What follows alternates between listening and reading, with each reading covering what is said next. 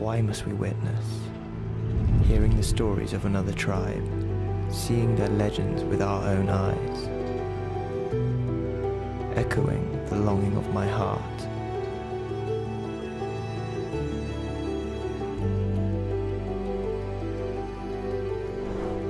Yet in ways of seeing things, why limit yourself?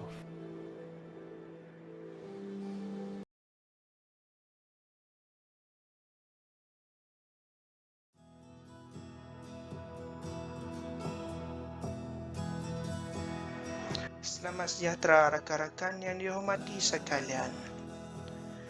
Hari ini kami akan bentangkan kajian persepsi kesenian kraft tangan ini berbeza di kalangan pelajar Unimas Samarahan.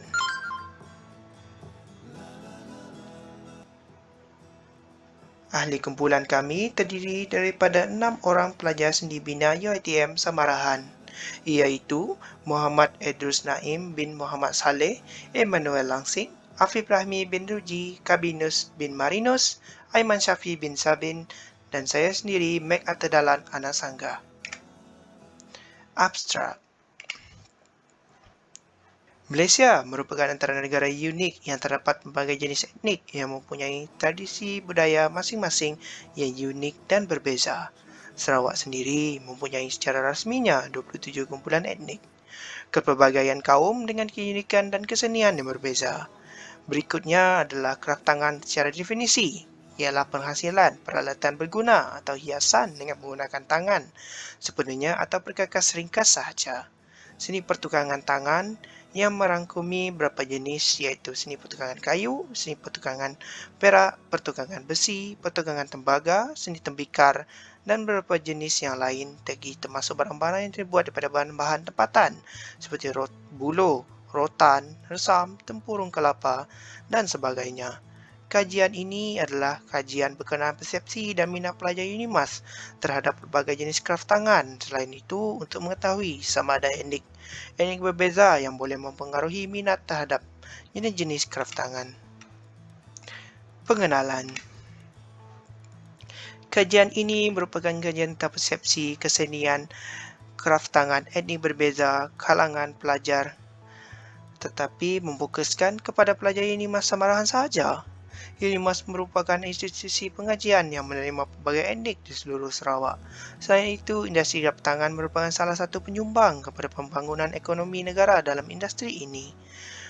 Perkembangan industri kraft tangan dan kesannya kepada pembangunan negara bukan sahaja dapat dilihat dari segi jumlah pendapatan atau hasil jualan yang diperoleh sahaja, namun sumbangan ini juga dapat ditampilkan dalam bentuk yang tersirat yang mana akan diperoleh apabila menjalankan penyelidikan secara lebih terperinci. Kajian ini cuba menjelaskan mengenai peranan generasi muda dalam usaha membangunkan industri kraft tangan di Sarawak. Definisi kraft tangan.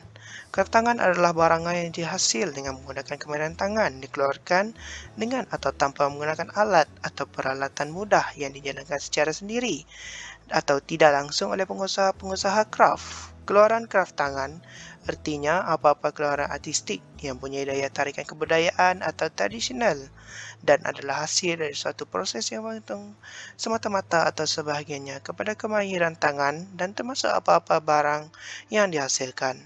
Selain itu, mempunyai reka bentuk unik di mana bahagiannya. Roslan dan Rohani, 2009. Kita teruskan dengan latar belakang kajian. Nomor 1 adalah jenis-jenis kraft tangan. Nomor 2 yaitu jenis-jenis etnik yang ada di Samarahan Kuching, dan akhir sekali yaitu Unimas Samarahan. Penyertaan masalah pula, generasi muda kurang terdedah terhadap sejarah kraft tangan dari berbagai etnik. Golongan siswa kurang menerapkan budaya untuk mengenali hasil kraft tangan tempatan. Industri hasil kraft tangan tempatan kehilangan agak perlahan dalam selepas COVID-19. Objektif kajian pula, kumpulan kami ingin mengkaji jenis-jenis kraft tangan etnik majoriti di Sarawak, mengkaji persepsi pelajar Unimas terhadap jenis-jenis kraft tangan etnik. Kepentingan kajian pula yaitu membantu jualan kraftangan tempatan dan memberi kesadaran perihal kesenian kraftangan tempatan berbagai etnik. Untuk limitasi pula, pelaksanaan perintah kawalan pergerakan terhad untuk melakukan kajian secara lapangan, dan terakhir terhad kepada temu bola atas talian tidak dapat bersemuka. Untuk skop kajian pula, pelajar berbagai etnik di Unimas Samarahan. Nama saya Muhammad Adus Naim dan saya akan presentkan bahagian ulasan artikel. Definisi kraftangan di Malaysia. Menurut Perbadangan Kemajuan Kraftangan Malaysia di bawah Akta 222 yang dikeluarkan pada tahun 1979, mendefinisikan sebagai keluaran kraftangan ialah merupakan sesuatu penghasilan produk artistik yang mempunyai unsur tradisional dan kebudayaan masyarakat di Malaysia berdasarkan kemahiran tangan dan juga kreativiti individu itu sendiri. Akta Perbadanan Akta 222 iaitu adalah keluaran artistik yang mempunyai daya tarikan kebudayaan atau tradisional dan adalah hasil daripada suatu proses yang bergantung semata-mata atau sebahagian kepada kemahiran tangan.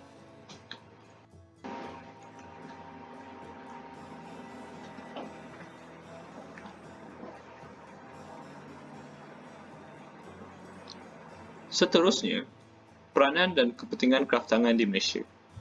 Kraftangan mempunyai pelbagai peranan dan fungsi, antaranya adalah memajukan dan di mana perlu menggiatkan dan memulihkan kemahiran dan pertukangan tradisional. Selain itu, kraftangan menggalakkan perkembangan serta memelihara piawaian perusahaan kraftangan dengan pelbagai cara, termasuk menyediakan perkhidmatan, penyelidik, penasihat dan perancang. Di samping itu, kraftangan juga berperanan membimbing, menorientasi dan membantu kumpulan pertukangan kraftangan yang sedia ke arah pengeluaran, pengurusan dan pemasaran yang moden. Serta kraftangan mengawal dan mempertingkatkan kualiti serta menyelenggara standard pengeluaran hasil kraftangan untuk pasaran tempatan dan luar negara, memajukan pasar pemasaran dan pengeksportan hasil kraftangan.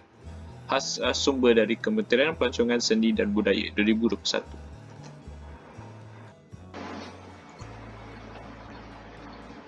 Sambungannya, jenis kraftangan di Sarawak. Malaysia merupakan negara mempunyai pelbagai kaum, antara 3 kumpulan yang terbesar iaitu Melayu, Cina dan India. Sarawak pula mempunyai 27 kumpulan etnik dan antara kumpulan etnik utama adalah kaum Iban, orang Ulu, Melanau, Bidayuh dan ramai lagi. Dari segi kraftangan tradisional, semua kaum-kaum etnik di Sarawak mempunyai pelbagai jenis kraftangan yang unik dan berbeza. Kraftangan juga ada pelbagai jenis seperti tekstil, anyaman, ukiran dan peralatan muzik. Selain daripada kegunaan kesenian dan kegunaan sebagai barang harian, kraftangan juga banyak menyumbang dalam hasil pendapatan dari segi industri pelancongan. Barangan tersebut biasanya disayangi oleh pelancong dan yang membelinya sebagai barang hiasan manakala objek tertentu adalah produk isi rumah biasa. Antara contoh-contoh kraftangan yang ada adalah kraftangan kayu, yang seperti ini kraftangan kayu Melayu, kayu tumbas, congkak, perabot, dan juga kraft kayu Cina iaitu famous untuk ukiran kayu Jepara Naga mereka dan juga patung grosir Cina Buddha. Sambungan juga kraft kayu Melanau, ukiran-ukiran kayu kelirian dengan topi terendak Melanau dan juga kaum Melanau famous dengan topeng sagu Melanau. Dan ukiran kayu Iban iaitu famous dengan ukiran kayu terabai mereka dengan salut parang seperti parang nyabu. Sekian, terima kasih. Bersambung pula dengan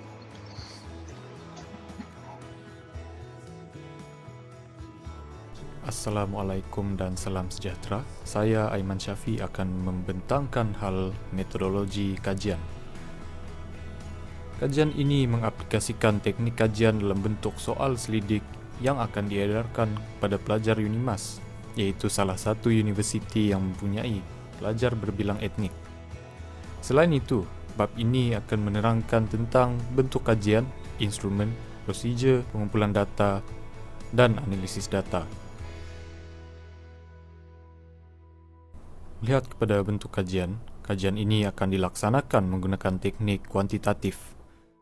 Analisis kuantitatif yang diaplikasikan dalam kajian ini adalah dalam bentuk data yang dikumpul dari kajian soal selidik.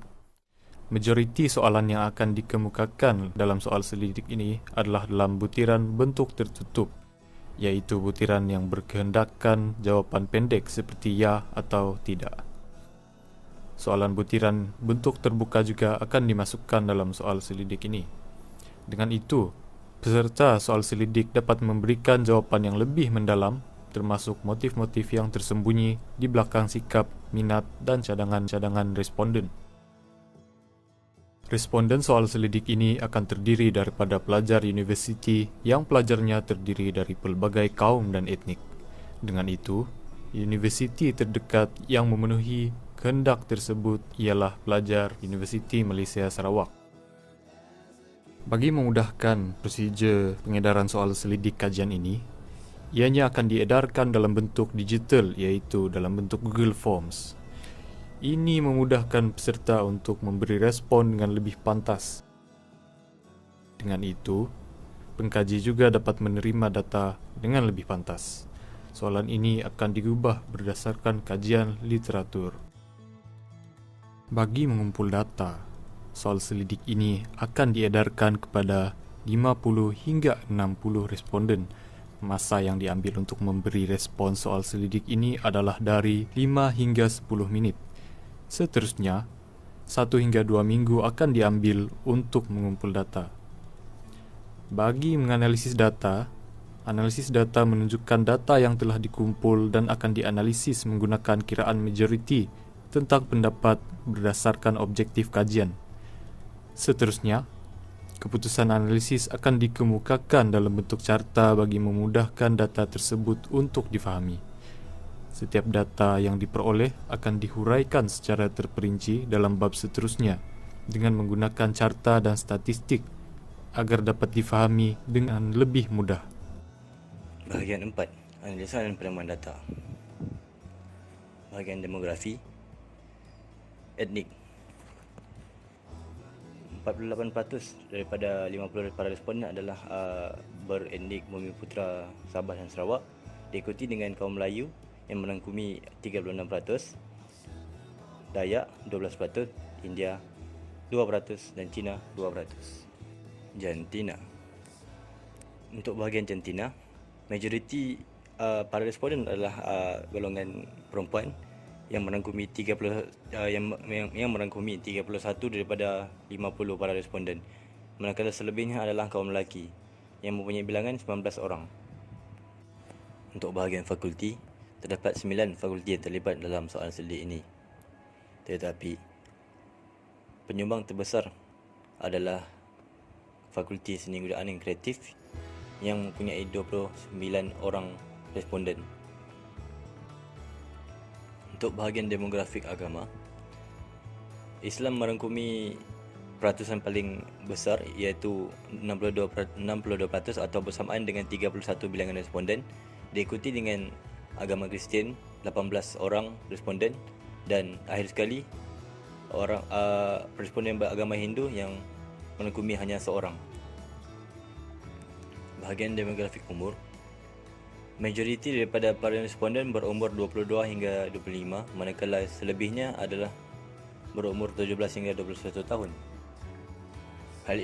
Hal ini kerana kesemua para responden merupakan pelajar Universiti Unimas yang masih dalam pengajian. Bahagian kraft tangan kayu. Kraft kayu kaum Melayu.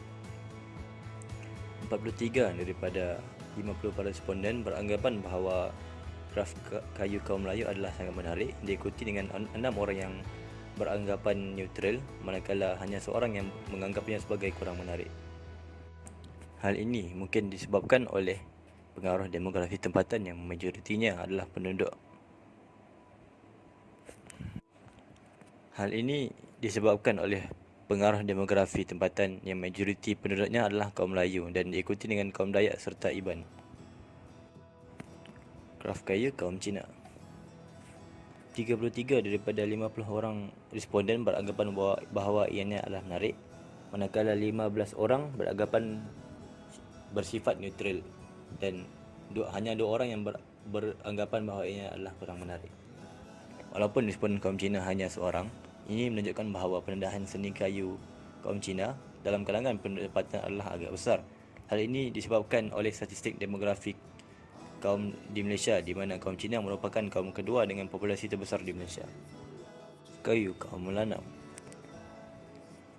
34 daripada 50 para responden beranggapan bahawa ini adalah menarik, manakala 14 orang bersifat neutral dan 2 orang menganggapnya sebagai kurang menarik. Ukiran kayu kaum Iban.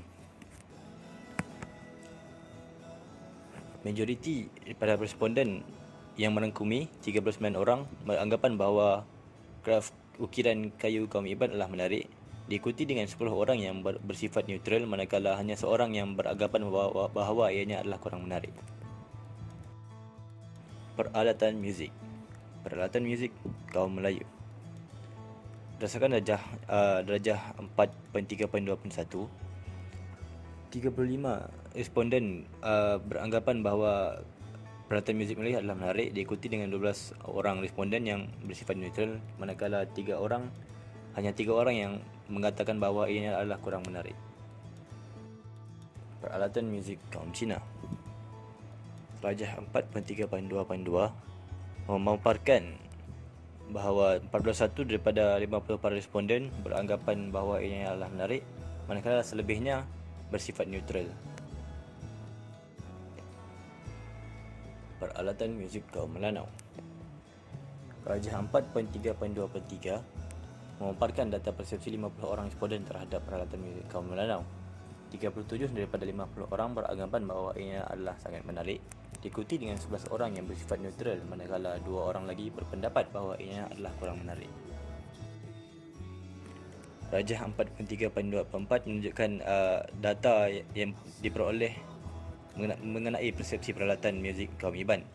Daripada 50 orang responden, 43 daripadanya beranggapan bahawa ia adalah sangat menarik, manakala selebihnya iaitu 7 orang responden beranggapan neutral. Seni tekstil dan motif kaum Melayu.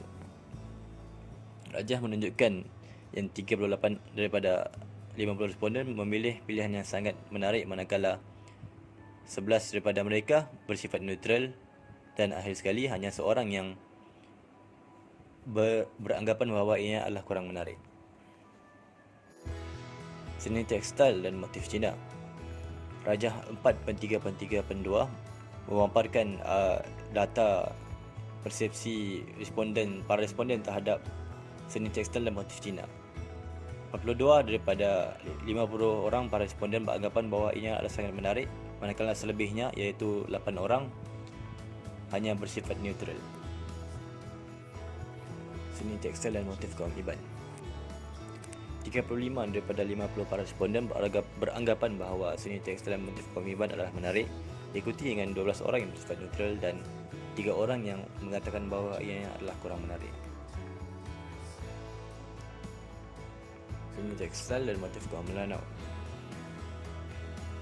Darjah menunjukkan bahawa 37 daripada 50 orang bilangan responden mengatakan bahawa seni tekstil dan motif kaum Melanau adalah menarik, manakala selebihnya iaitu 13 para responden beranggapan neutral.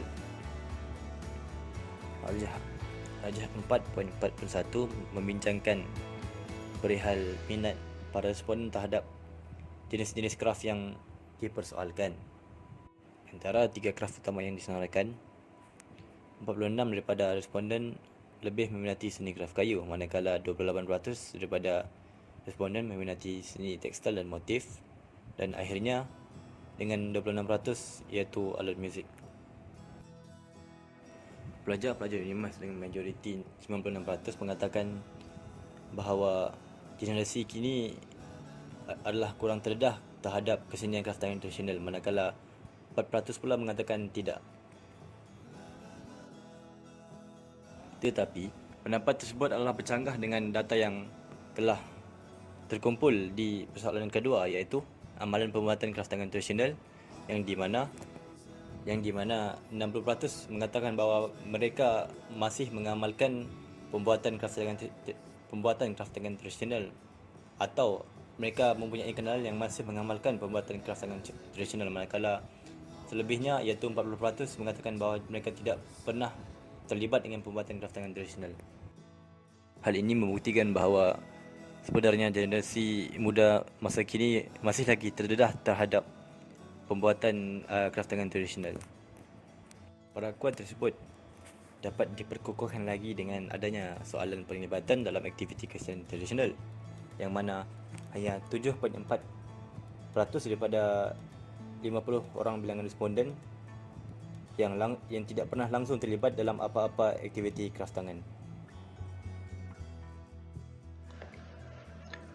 Pendapat dan persepsi.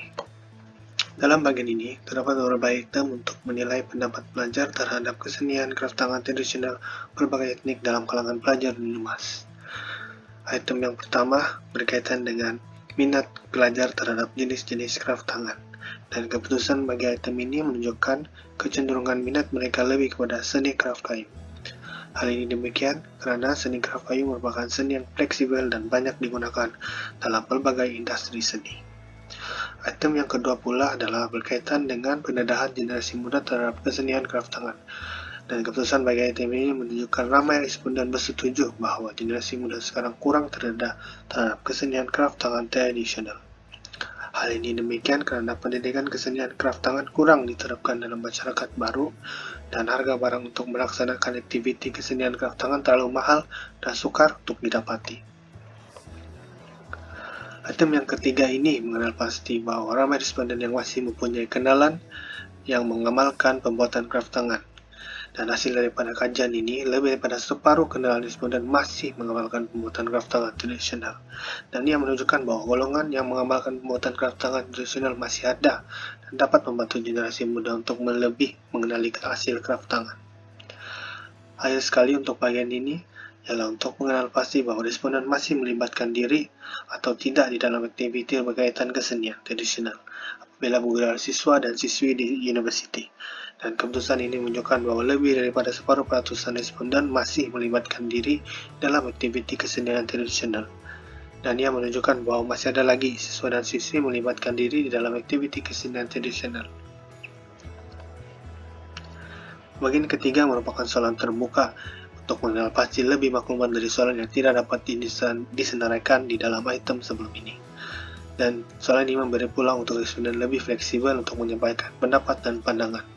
Dan item pertama menunjukkan bahwa ramai responden yang masih berpendapat bahwa kraftangan tradisional etnik yang menarik merupakan dari masyarakat Tiban. Namun demikian, ada juga yang berpendapat bahwa semua etnik mempunyai keunikan dan tarikan pada kesenian tradisional masing-masing. Selain itu juga, ramai responden untuk item kedua ini memberi kenyataan yang dapat disimpulkan bahwa pihak NGO, kerajaan, dan pihak yang berkenan perlu memainkan peranan yang aktif di dalam melestarikan kesenian budaya. Contohnya, dari pihak NGO sendiri boleh mengadakan pameran festival kesenian. Selain itu juga melalui kerajaan boleh memberikan pendidikan tentang kesenian dan budaya terhadap masyarakat. Di samping itu, media tempatan boleh membantu mempromosikan hasil seni tempatan. Akhir sekali, pandangan responden terhadap peranan kraftangan tradisional dalam menonjolkan identiti seni budaya tempatan. Item ini dapat dirumuskan bahwa kraftangan banyak memainkan peranan yang penting dalam berbagai industri, terutamanya industri pelancongan yang banyak mempromosikan seni tempatan kepada luar. Selain itu juga, dalam industri fashion juga banyak menggunakan elemen seni tempatan sebagai pencetus saja di dalam fashion. Selainnya memberikan pendidikan tentang kesenian kepada generasi muda.